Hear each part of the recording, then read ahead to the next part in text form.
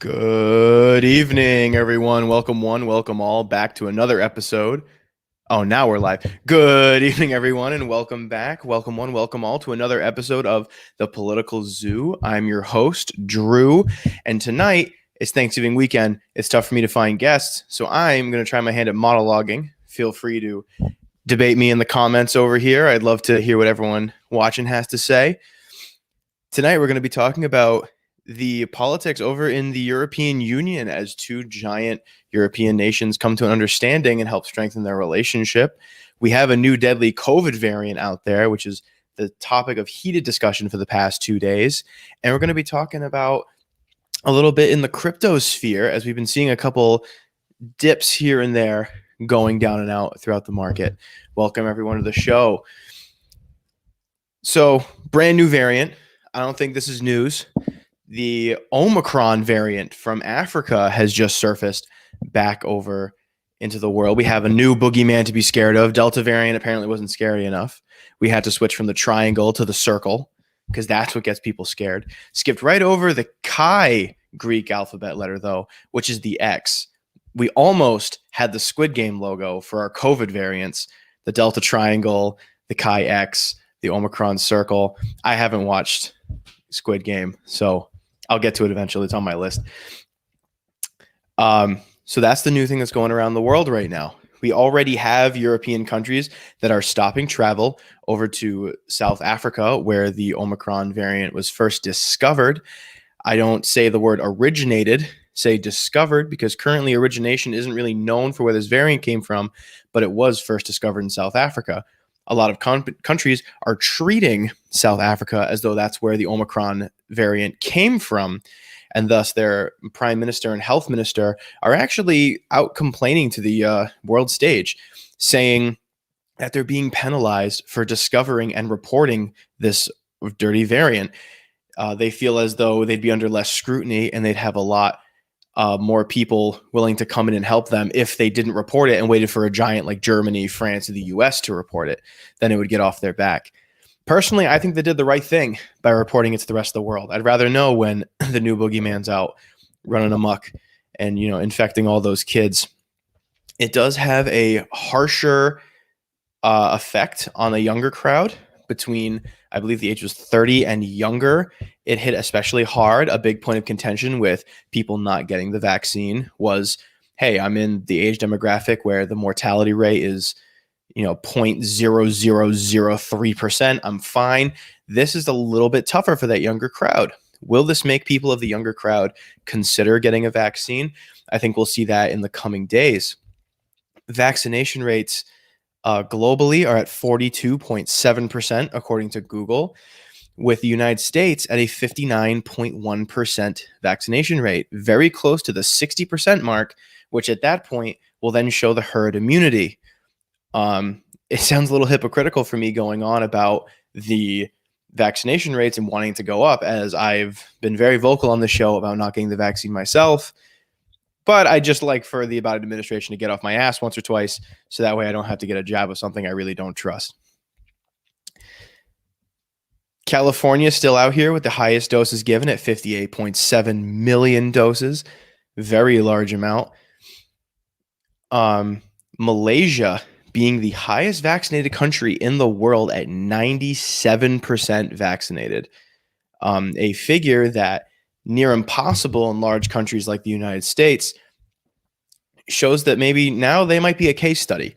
I would watch Malaysia with close eyes to see how COVID tears apart their country. How many people are dying from COVID over there? How many people are getting COVID over there? How many people are experiencing a variant? Malaysian COVID stats. Let's check that out right now. So in Malaysia, the cases hit their peak in August and have started descent down into levels that we've seen since May and June. It is on the downswing in this late of November. Happy Thanksgiving, by the way, to everyone who had Thanksgiving in the United States this week.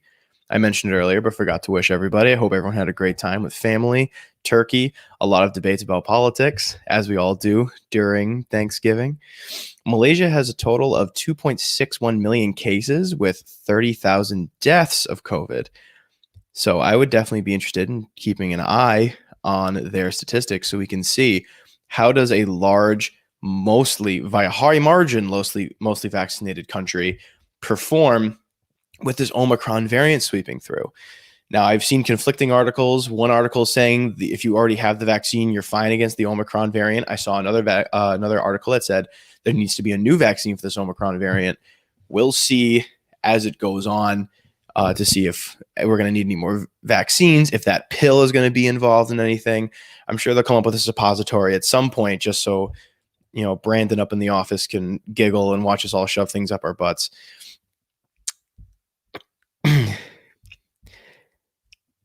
As we continue to see COVID go through with the Omicron variants, we have seen countries already start lockdowns preemptively. England and the UK have completely blocked travel to South Africa, with surrounding nations and other nations in Africa being put on watch lists. Canada saying to Ethiopian Canadians to come back home quickly as to not want to get trapped over there. The Omicron variant has already been detected over in Belgium and Germany, I believe Italy as well. So we're going to be seeing some numbers over in Europe. COVID already ravaged Italy, already destroyed. Remember when this was first starting and the lockdowns went into effect and you had people singing on the balconies of their houses because people were all locked inside, grocery stores barren. No one bought ketchup though. That to me is hilarious. In Italy, no one would buy ketchup. It's ragu or it's nothing. Ragu at the worst for them over in Italy. There's already detections going on across Europe. I don't know. I mean, maybe I'm just someone who doesn't understand travel, but how often do people go from Africa to Europe? Like what profession gets people to do that? How many people are going from Africa to Europe every day? We can do it. Oh, I love doing the show on a computer because I can answer my own questions. How many people travel from Africa to Europe daily? Okay, I'm getting all articles about travel bans, lockdowns, stopping flights.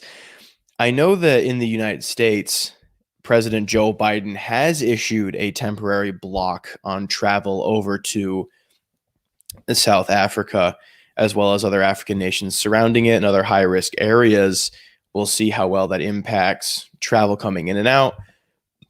Like I said, I don't know how many people in this point are vacationing to Africa. How many people have businesses in Africa? I'd like to see people who are affected negatively by these travel bans to come forward and say how it's affecting them. I'd love to hear an opinion of, hey, this is why you shouldn't be banning travel. I personally am for the travel ban.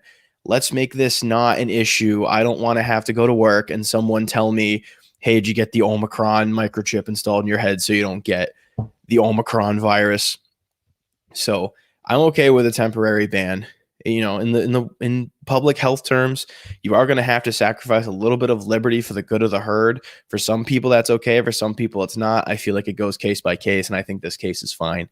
It's not like we're banning interstate travel. It's not like we're banning areas of, Europe and Canada and North American travel. I feel like that would be too far for this Omicron variant. But for now, I feel like this is perfectly fine. Let's wait this out. Let's let it fizzle, and then we can continue being scared of something else.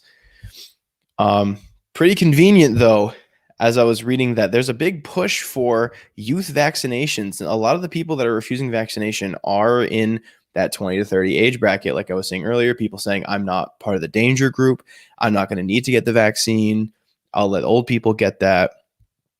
Isn't it weird how when we've seen a big push for youth vaccination, as well as vaccination for kids 5 to 12, saying, hey, now there's a vaccine that targets the young kids. You know what I mean? Is it a little too perfect? It might line up just a little bit too well. But hey, stranger things have happened. Stranger coincidences have happened. I'd love to see a whole biopsy of this in 10 years of, hey, maybe this was happening at the same time. Let's get all those papers declassified.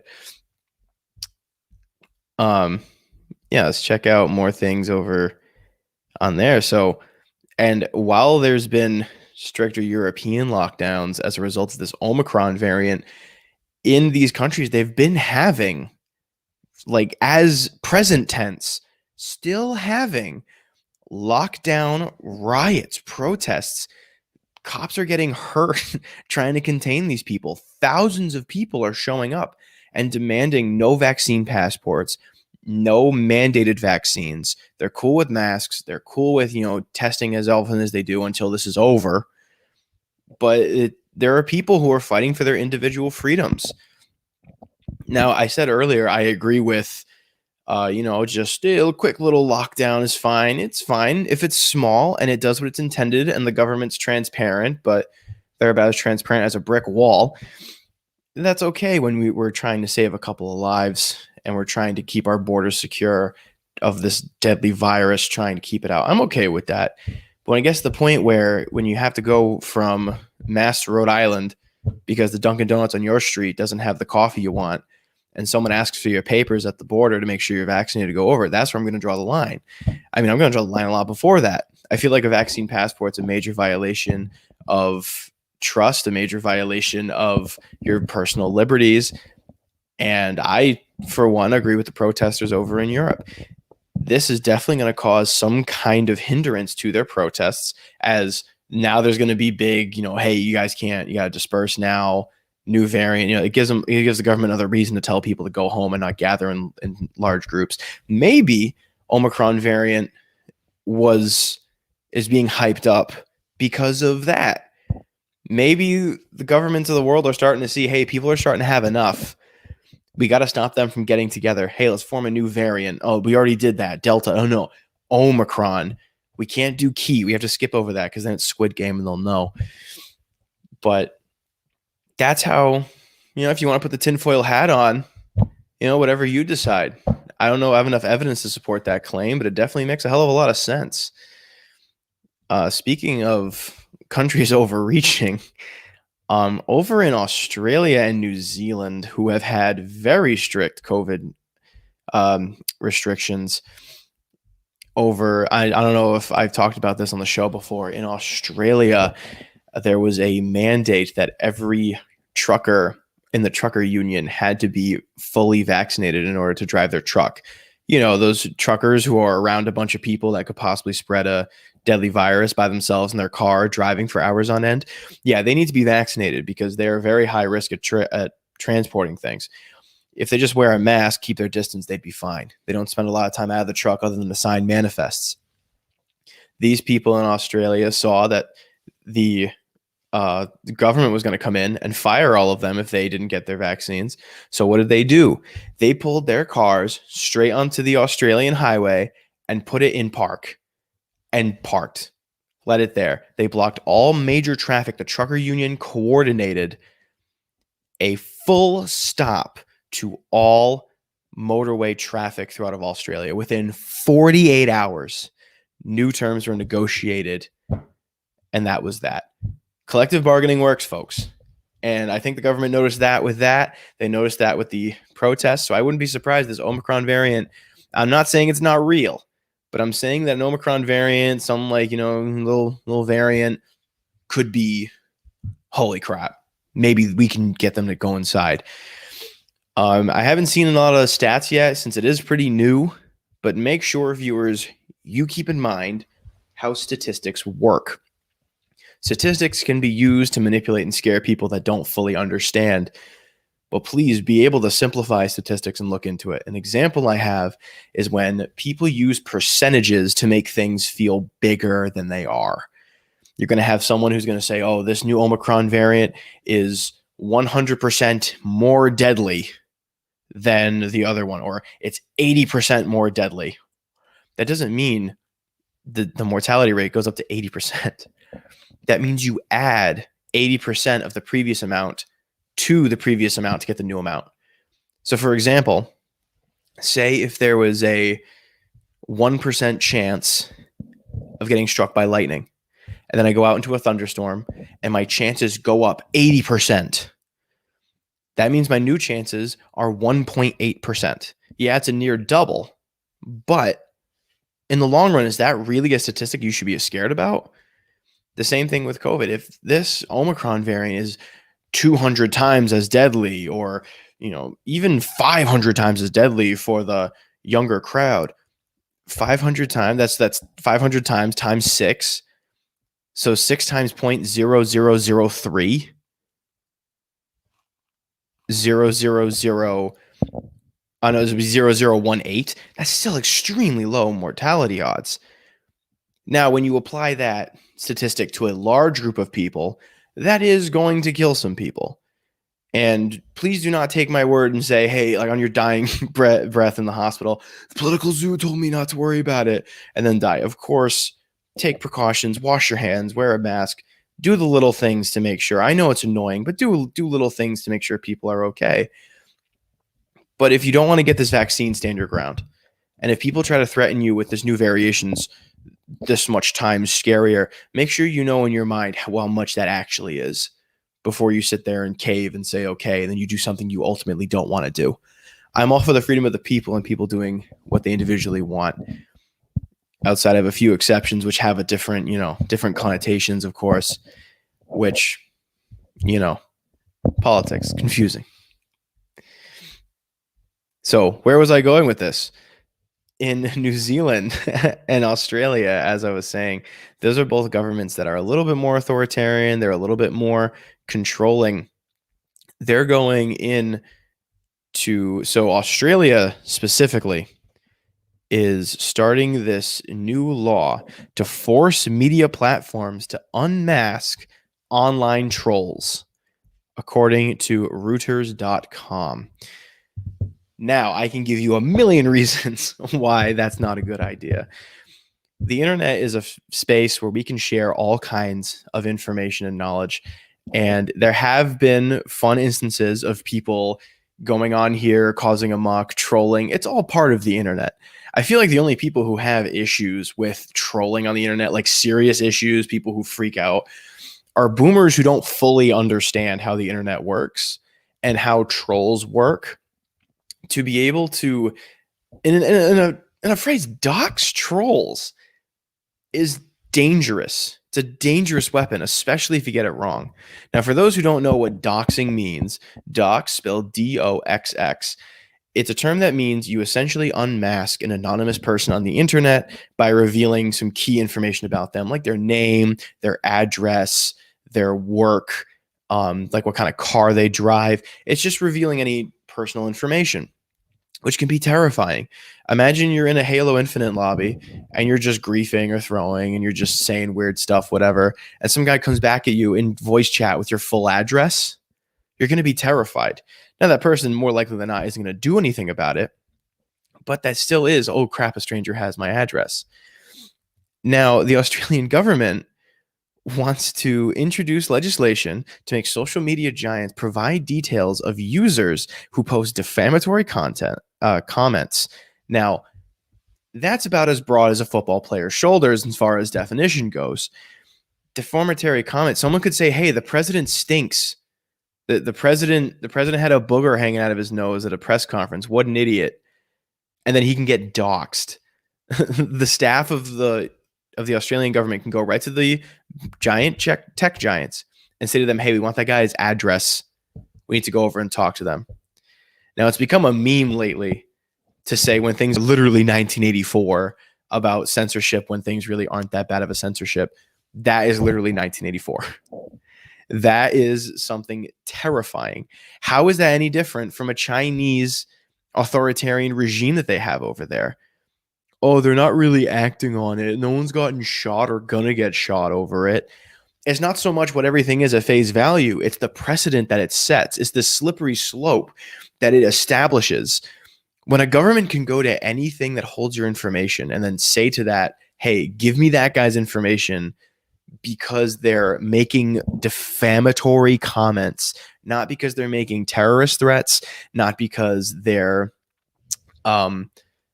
posting people's social security, not because they're hacking into bank accounts and bragging about it, because they're making defamatory comments. They're being mean online. Grow a pair. When I had my first troll in my chat over here roast me, it was one of the best feelings ever. That means someone's going out of their way to pay enough attention to roast me. I don't know how people can take it so personal to the point where they want to get the government involved, like what's going on in Australia. A lot of companies, though, are retaliating by denying Australia access to their Facebook pages and other form of social media. Simply put, hey, we're not comfortable with this. People aren't going to want to use our services if they know we're snitches. If you know that Instagram is gonna rat to Australia because you like to post funny doodles about the prime minister, you're not gonna use it anymore. They're gonna lose revenue. Of course, they would want to go against it. There would have to be some kind of incentive for Australia to be able to put this through. It's genuinely threat. It's trying to read the article, but it's not scrolling. The new legislation will introduce a complaints mechanism. So if someone thinks they're being defamed, bullied, or attacked on social media, they will be able to require the platform to take it down. Really grow a pair of nuts. You know what's hilarious too? The everyday person is not going to take advantage of this system. Absolutely not. It's the same principle of how YouTube took down the dislikes from their website. The ordinary person could not give a shit about that. I stream all of these to YouTube and they're all VODed on YouTube. You can go check them all my episodes out in their entirety.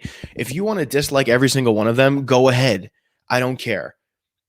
We talked about it a little bit last week about YouTube censorship, and the reason why is because giant mega corporations and the government and people who are in the famous spheres that are doing some shady shit, a lot of pedophiles out there, getting dislike bombed, attacked, not attacked. You know, when you say attacked, you make it sound like it's violence. People are rating their channels, disliking their videos. The most disliked video of all time is YouTube's Rewind of 2018, I believe. The most downvoted comment in Reddit history is by EA Games. These are mega corporations and governments. You know, like Joe Biden's videos always get more dislikes than likes by a factor of like 10,000. They always do. I recommend though that I saw there is a Google Chrome extension that does reinstate the dislikes on YouTube. Get it while you can, because you know YouTube's going to go right after them since they're owned by Big Daddy Google. But as I was saying, the average person's not going to care. If someone types like, hey, I think Drew from Political Zoo's hair looks stupid, I'd be like, yeah, hey, I try my routine. It goes. Not normal people aren't going to care. It's these giant mega corporations that get mad when people are saying, hey, you're charging too much for this, or you're exploiting people this, or you don't care about an issue that you've caused, or people in government saying, hey, this guy's an ineffective leader. This guy is doing something stupid. These people don't care about us. That is the reason why those tech giants like Facebook, Google, Twitter, YouTube, that's why they're censoring. Not for the everyman. Absolutely not. If you're a content creator, even a low-level content creator, you want that dislike bar so you can then show how good your content can grow. Say, for instance, my video of me monologuing right now. This is my first time I've ever done this on the channel. If this gets disliked into oblivion, I won't do it again. That's how we grow as a channel. And other people will see, hey, that video is not great. Let's see what I can see. Now, you know, the internet can be a tough place sometimes, but you just got to grow a pair and roll with the punches, man. That's the internet. The internet's the internet. I don't know how people can go on the internet and expect to not have to deal with that. That's just what it is. And with Australia doing that, it shows that they don't care. They don't care about the every person. That's not what this is about. It's so that way, like, people can't say, hey, it's stupid for the Australian government to make sure I get a shot when I drive a truck for a living. That's why. And I wouldn't be surprised if Brandon up in the office, for those who don't know what I mean by Brandon up in the office, a phrase in America right now, meaning fuck Joe Biden, has been replaced with let's go Brandon so it can be aired on TV. It was done after a bunch of people were chanting fuck Joe Biden at a football game, and a newscaster glazed over it and said, oh, wow, look at all those fans saying let's go Brandon. So Whenever I say, oh, Brandon up in office, I'm talking about Joe Biden. I wouldn't be surprised if Big Daddy Biden up in office decides to listen to a company's bid for this kind of legislation. Because, hey, after all websites are from a private company. Just go to a new website. These websites are essentially monopolies at this point. They're tech giants for a reason. No website can try to compete. Like, how much competition is there for YouTube on a real scale? On a real scale. What are you going to say? Vimeo and Dailymotion? Are those websites that can honestly compete with YouTube in terms of polish, refinement, audience, and content creation? Absolutely not. Content creators are sick to death of YouTube. They want a website they can exodus to, but it's not going to work. A lot of websites have established brands and IPs to where they can't leave. Look what happened with Mixer. Twitch versus Mixer. Mixer is a streaming website, a lot like Twitch, which we are streaming on right now. Reason why we're not streaming to Mixer.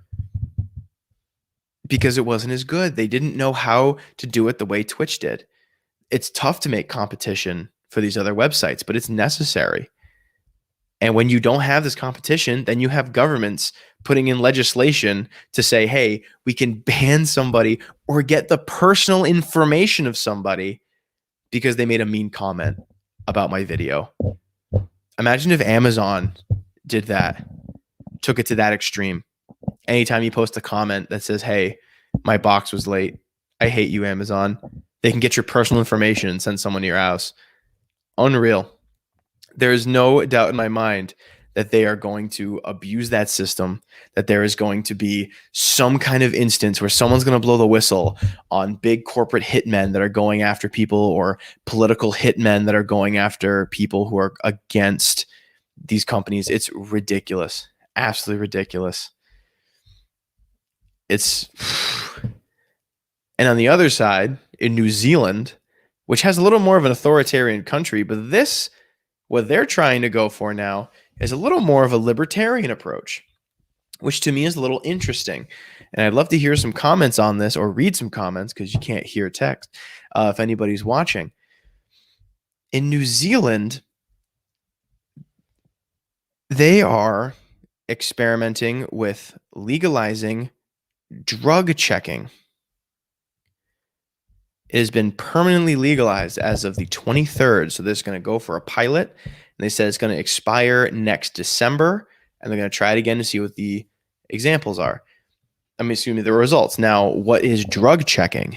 Drug checking essentially is keep in mind, tax paid, because it's from the state, tax paid facility where you can go and get your drugs tested for purity to make sure you're not smoking weed that's laced with fentanyl, or snorting cocaine mixed with shattered glass. Now, it has its good and its bad. You have, hey, a lot of people are dying from taking drugs that have extra stuff in it. This is how people's addictions get worse, right? You're going to have people who just, hey, I want to smoke a bowl, and it's full of fentanyl, and they act crazy, and they say, whoa, I really like that high. I want more of that fentanyl shit. And they go off on fentanyl, then heroin, then they go all the way up. On the other hand, isn't a natural consequence of taking illegal drugs that you can get hurt? Isn't that one of the big deterrents that we teach our kids growing up, that we were taught? Hey kids, don't do drugs. Why? A reason is you could die. Not just from overdose, but people are putting stuff in those drugs. It's not safe.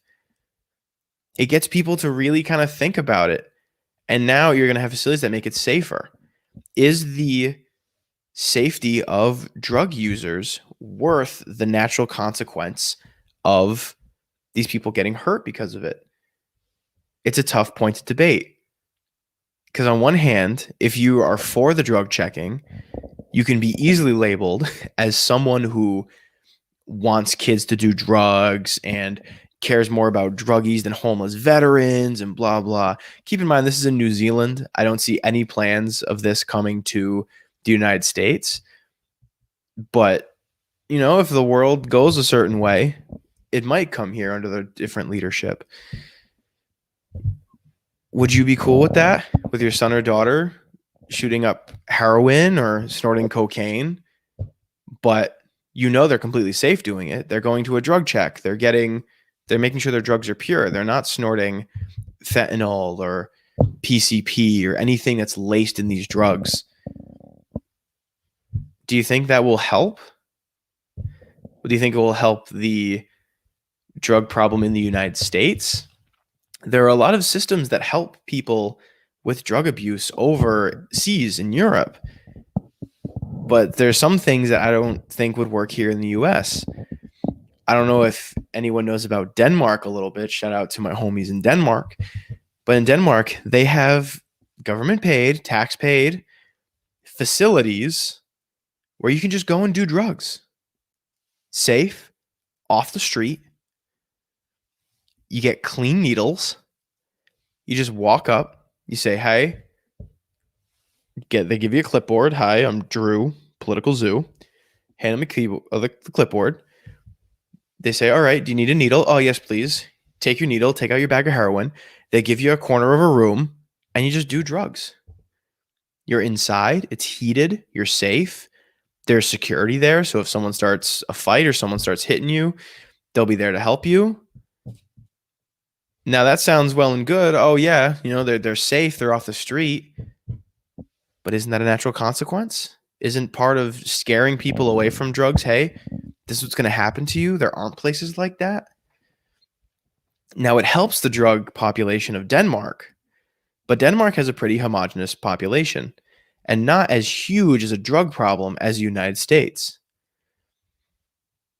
A lot of things boil down to the attitude of a country, and the America has a very unique attitude where a lot of programs just don't seem like they'd work.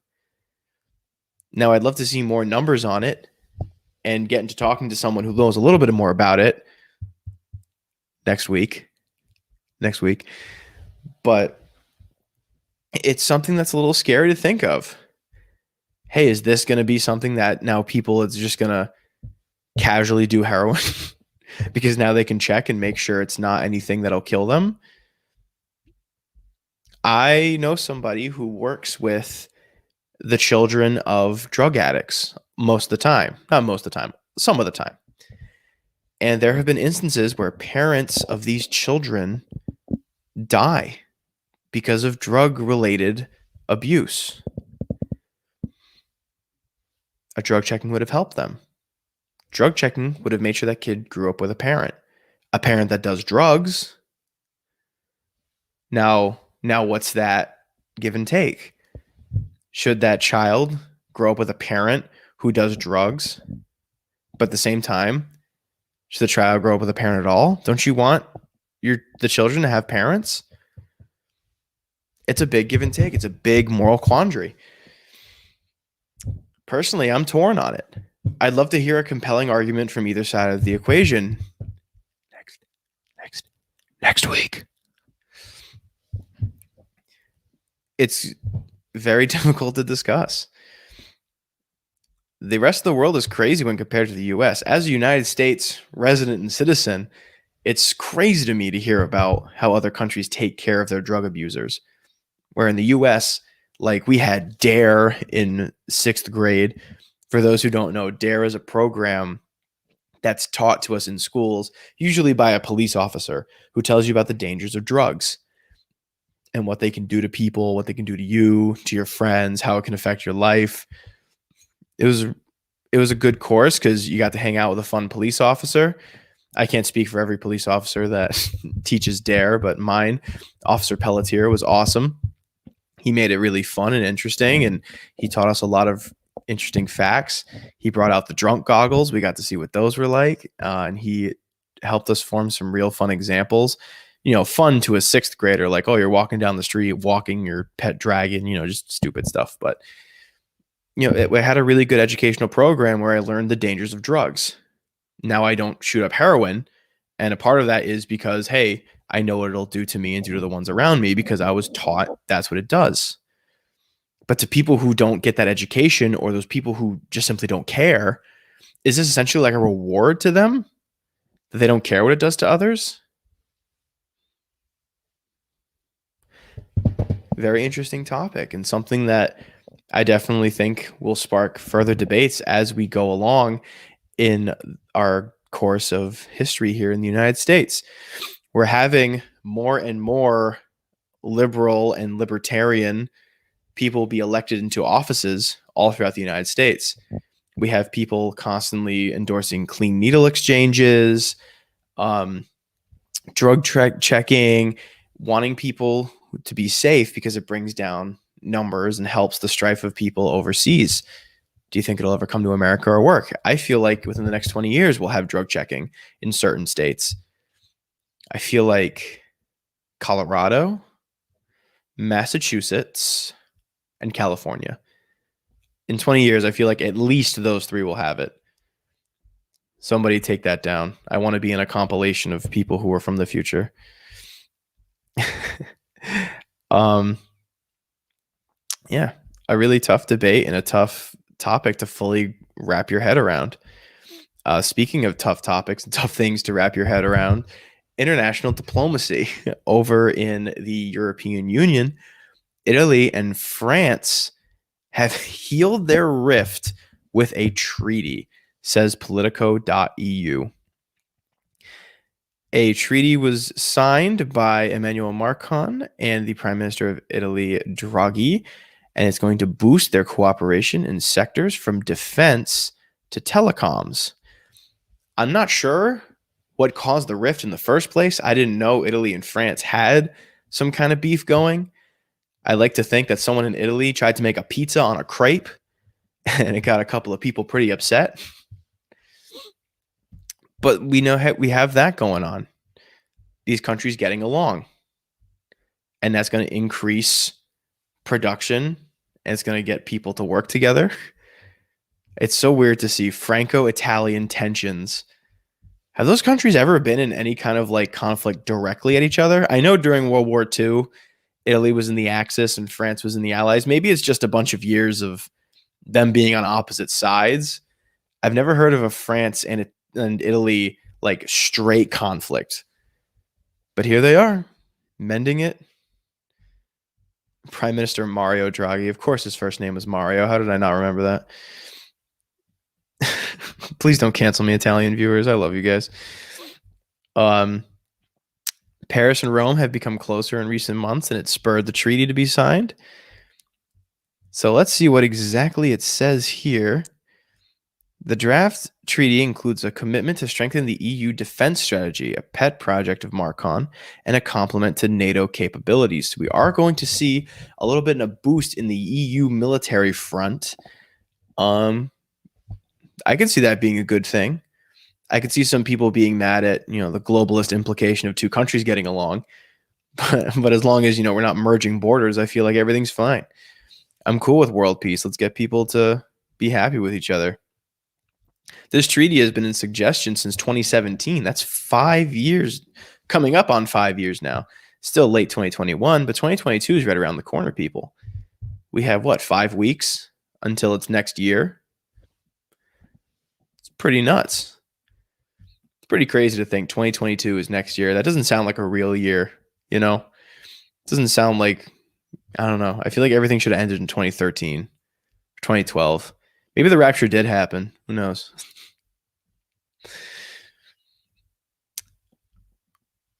Who knows? But with their commitment to telecoms, to defense strategies, to technology advancement, there's going to be a lot of buzz coming from the new alliance between France and Italy. Speaking of technology, 193 countries adopt the first global agreement on ethics of artificial intelligence from news.un.org. Ethics on artificial intelligence is a crazy sentence that I can't believe I'm talking about and actually meaning what's going on in current events. What is it? What could these ethics policies be? Not to dangle a lightning bolt in front of them. AI is present in everyday life, which is very true. We use AI everywhere. And so it looks like these texts are aiming to highlight the advantages of AI while reducing the risks to it as well and keeping humanity safe. Kind of like an advanced Isaac Asimov principle. For those who don't know, Isaac Asimov is a prolific science fiction writer, and part of his rules of AI is what we still use when we make AI and robots. And the number one rule of the Asimov chart is no robot should be able to harm a human. And if any AI harms humans, that's when it's game over. Not AI as in, hey, I programmed a guy to see an enemy soldier to just blow it up. An AI being smart enough to hate someone and kill them. That's when it's game over. So that's going on. We have countries coming together. Countries, not just tech people. It's not SpaceX and Tesla and Boston Dynamic coming together and saying like, hey, want to make sure that our guys don't kill each other. Countries are coming together saying any further contributions to research are going to have to be under this new ethics claim and bureau. Interesting. I wonder what an ethics violation would look like and how the UN would handle that. UN barely handles anything anyway. So I wonder how the UN would handle someone building a robot that's going out of control. Interesting. I'd love to see how that works. Speaking of technology and computers and AI and all that fun stuff, cryptocurrency in the past week has been taking a solid dive. It's been a pretty big crypto crash, as everyone's calling it. I don't like to call it a crash. I don't think anyone's breaking the bank. I know a couple people lost a little bit, but everything's bound to bounce back with this crypto market. Now, I sound like I'm just somebody who has way too much money and coping, but I mean, way too much money in crypto and coping. That's not what I'm saying. What I'm more saying is that this time of year is pretty common for cryptos to crash as everyone's selling their crypto earnings to buy Christmas presents. Since Black Friday was yesterday and Cyber Monday is Monday. So people are saying, oh, I have a couple $100 in Bitcoin, a couple $100 in Ethereum and Dogecoin and SHIB. So they're selling it so that way they can afford things.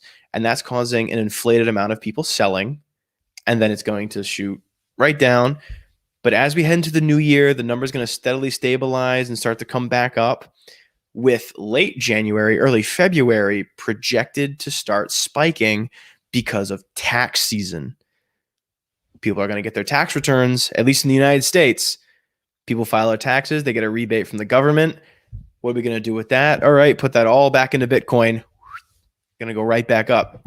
I definitely recommend, if you're looking to make a quick buck on crypto, to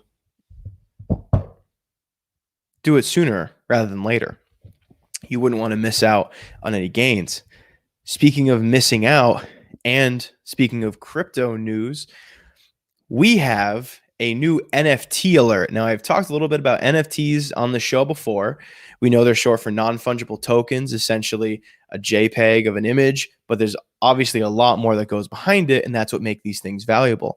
A big example of a valuable NFT is the Bored Ape Yacht Club, which is a NFT line. The cheapest one sells for like 130 grand. Stupid amount of money. But with those NFTs, you get access to things by holding them. If you go into your NFT wallet, like on MetaMask or on Coinbase or OpenSea, and you show, hey, I have this picture of a monkey yawning, you can get into exclusive yacht parties, exclusive VIP club functions. There are things behind it to make these NFTs valuable. And a new rising community that I have had the pleasure of talking to a couple of representatives over this week is the Rich Bull Club. Now, let me tell you about the Rich Bull Club, this new NFT line that's going to be dropping next week, pre-sale going on December 1st, with the actual sale starting December 2nd, is a new NFT line where it's a bunch of fun cartoon bulls, where these NFTs get you entries into raffles and into other prize giveaways. Now, they have a distinguished roadmap, a really active Discord, and a great administration team that, like I said, I have the pleasure of contacting and getting ready for this little ad spot throughout the week. Once they sell a certain percentage of these bulls, they're going to start moving down and making more things happen. At 15%, they're going to be sending out people to talk to people in their Discord who hold these NFTs to get some information on how to start either their businesses, their streams, their podcasts. There's only going to be 10,000 of these minted. So they have their work cut out for them, but it is finite enough to where they can deliver on this promise. Where, hey, who knows? I could have a developer from them on the show one time to help me out with getting some ratings or helping me get into a new audience. At 25%, they're going to be showing you the royalties and being extremely transparent. So they're going to do that the whole time, but they're going to be, hold on, what are they? What the heck? I have a wallet dedicated. So they're going to be pumping money essentially into these NFTs, making value go up. So that way, if you get this NFT, you can then enjoy the values, reap the benefits. At around 50% sold, keep in mind that's 5,000 sold, which in the NFT sphere will go quick. So ladies and gentlemen who are watching, who are considering, make sure you go on the sale on December 2nd. I'll be giving you links and helping you out in a second on how to figure that out. They're going to be getting A-listers, rappers, world-class DJs, famous sports athletes, major influencers, brand reps, all kinds of people to endorse their NFTs, to have functions where people can come in, hang out with them. Imagine buying a cartoon bull and then being able to hang out with influencers like, I don't know, Cody Ko, Tara Babcock, Shaq. I'm just thinking of a couple guys, some execs. Imagine if, because you buy a cartoon bull, you could meet someone like Jeff Bezos, like Elon Musk. Now, I'm not naming people who are definite, but that's just putting you in the mindset of you're going to meet some A-listers if you can get your hands on a couple of the NFTs once there's 50% minted. Once 85%, that's when things start going off, and something that I think will happen very soon, if not the day of, the week of. They're going to be minting a couple of rarer bulls. Now, the bulls, it's a bunch of different cartoon ones, but they're random. So when you mint them, you're going to get a random bull. And that is the first raffle you're a part of, is getting that bull. Once 85% are minted, if you have a Lambo Mythic Bull, a Laren Mythic Bull, or a Rari Mythic Bull, you could win a 2020 Lamborghini Huracan, a 2020 McLaren 600 LT, a 2019 Ferrari 488 GTB, or 240 grand in Ethereum. That sounds pretty sick. I would love to be driving my new McLaren down the street because I decided to mint a cartoon bull. It's definitely worth checking out. And once 100% of the bulls are minted, all 9,999, I know I said 10,000, just simpler. Once all of them are minted, 100 random bull owners will be selected to participate in an all-inclusive, all expenses paid trip to a real-life Squid Game competition. Now, I highly doubt they're going to kill anybody. They're definitely not going to shoot you if you lose, but it's going to be an area where you can come in, like I said, all paid. The planes, the food, the hotels, all taken care of. And the winner of this mock Squid Game competition will take home $1 million US, to which you can buy a few McLarens if that's what you're interested in. It's definitely a project I've been following closely this past week. I wouldn't endorse it if I thought this was sketchy at all. I definitely recommend you guys check them out over on their official website at richbullsclub.io. And their Discord is discord.gg/richbullsclub. Posting a comment now. If you use this invite link, oh, it's posting everywhere. Nice. If you use this invite link, then you get a direct invite from yours truly, not her, me, but you know what I mean. You'll get an invite from me into the server. You'll be boosting my popularity, and I'll be able to then say, hey, that guy's a viewer of the zoo, might shoot you a DM. Actually, yeah, no, I'll definitely shoot you a DM. If you use my invite link and I get a message saying, "Hey, that person validated your invite," I'll shoot you a DM and ask you about the show, and maybe I can bring you on one of these times when we get our phone line established. Feel free to check out the Rich Bull Club. That's Rich Bull Club. Website being richbullsclub.io. Rich Bulls with an S, plural, Rich Bulls Club. And then the Discord is also Rich Bulls Club with an S. Just make sure, avoid scam Discords, avoid scam websites. Only go to the buy links on their Discord. Don't fall for any bots that are in your DMs saying, hey, come buy me, the pre-sales live.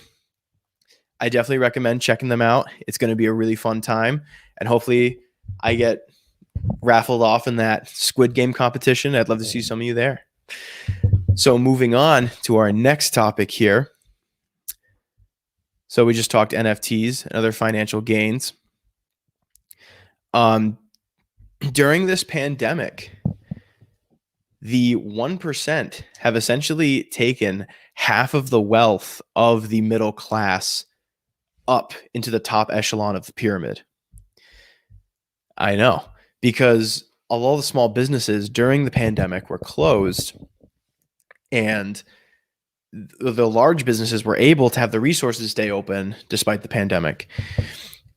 Up and coming, at least in Rhode Island here, we're going to have some holidays called Support a Small Business Day, where there's going to be small businesses showcasing, showing people off.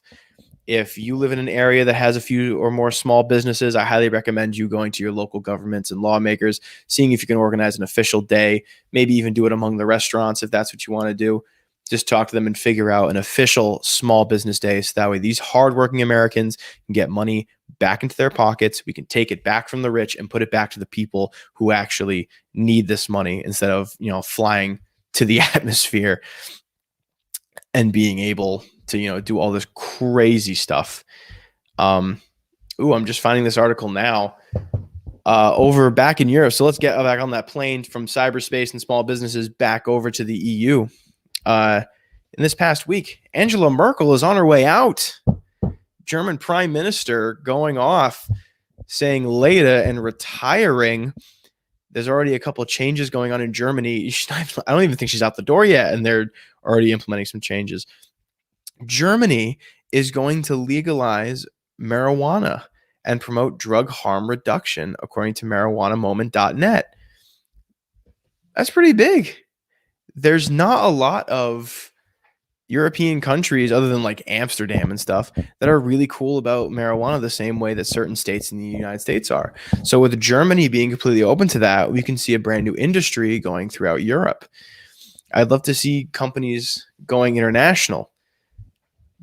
I wonder if there's got to be some legality set, because I'm sure you can't load a barge full of weed and ship it over from the United States to Germany. But we do have a new contender in the field. It's weird how, as soon as, the cat's away, the mice will play. Speaking about female leaders in countries, Sweden, absolutely insane this week. Sweden's first female prime minister resigns mere hours after being elected. Insane. Now, I did look into this, and it turned out that the prime minister won, but her party in their Congress system didn't win. So she put together that I would be spending money on policies that I was not elected to perpetuate. So she stepped down knowing that she wasn't going to be able to do what she promised. And to that, she has my utmost respect. It's not easy to give up an extreme amount of power, especially when people on the internet just see a woman got elected and then step down.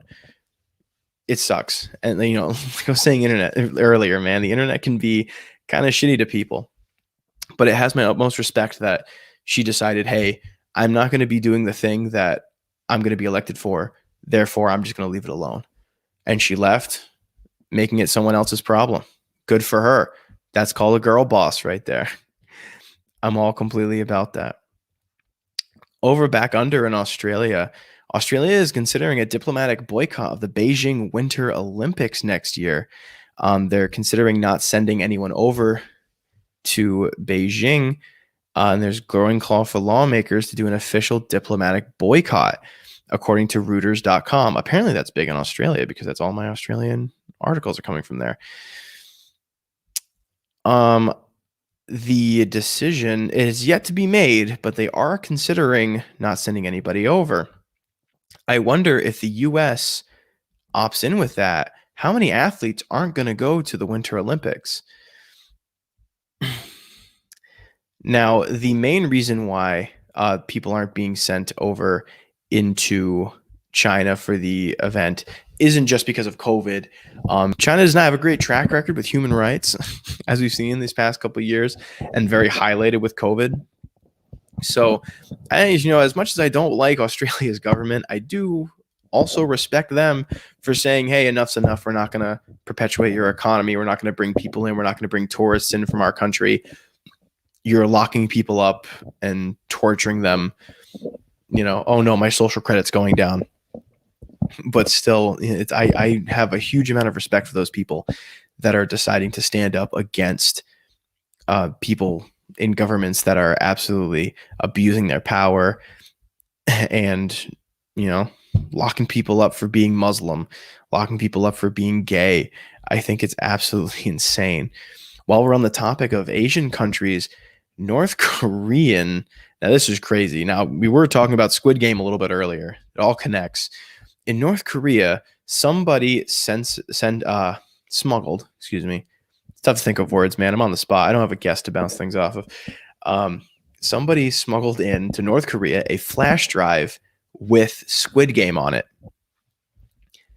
The person who smuggled in the flash drive is being imprisoned for life. The other person who watched it is being executed. Yes, sentenced to death for watching Squid Game.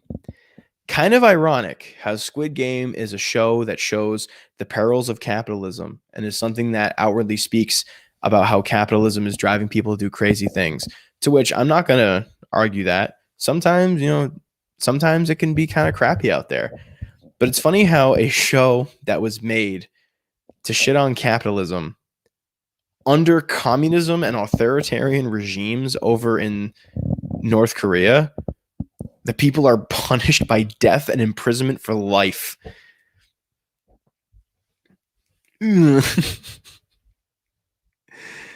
That's definitely a little strange. Oh man, it's not funny. It's not funny. People are being hurt.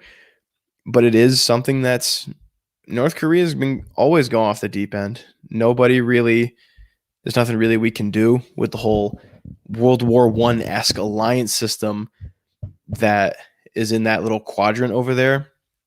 Not a lot of people can do a damn thing. I hear people ask all the time, why don't we just blow North Korea off the map? Or why don't we just help South Korea, pinch them, and get rid of them entirely? Well, North Korea was founded because it was communist backed by Russia. The South Koreans were capitalist backed by the United States of America. If the U.S. were to make a move to get North Korea out, that would essentially be stepping on the toes of Russia, who is an ally to North Korea. And we'd have the World War III, but in the World War I alliance system. I would like to avoid being drafted to war. It'd be a cooler setting, to be honest, on Saturday nights, but I might not live. And if I die, you don't get any more shows. So I think I'd rather stay at home instead of get drafted to a Korean War Part 2.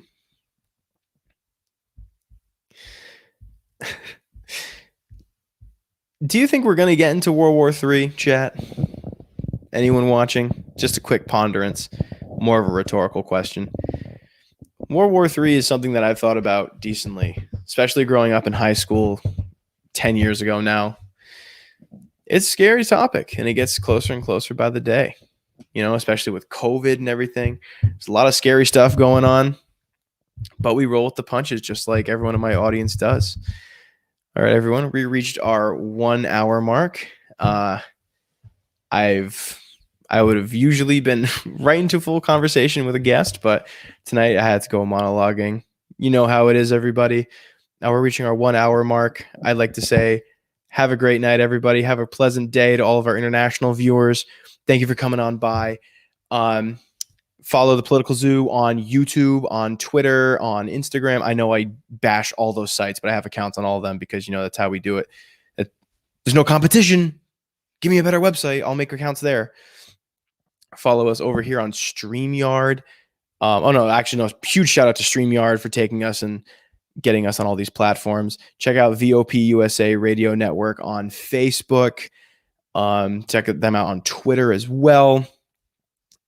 We have a Patreon over here at the Political Zoo. If you want to be a part of the Political Zoo Discord, you can hang out over on Patreon for as little as $1 a month. You can get unlimited access to the Discord where you can hang out with me. We can have political debates in our multiple political debate channels. You're going to want to come over and check us out. Rich Bulls Club, make sure you check them out over on Discord on their website at richbullsclub.io. Make sure you use the link I provided in chat so you can get into their Discord. Have a good one, everyone. Keep your wits about you. Follow the news. Do your own research. And I'll see you next time on the Political Zoo. Good night, everyone. Thank you for watching.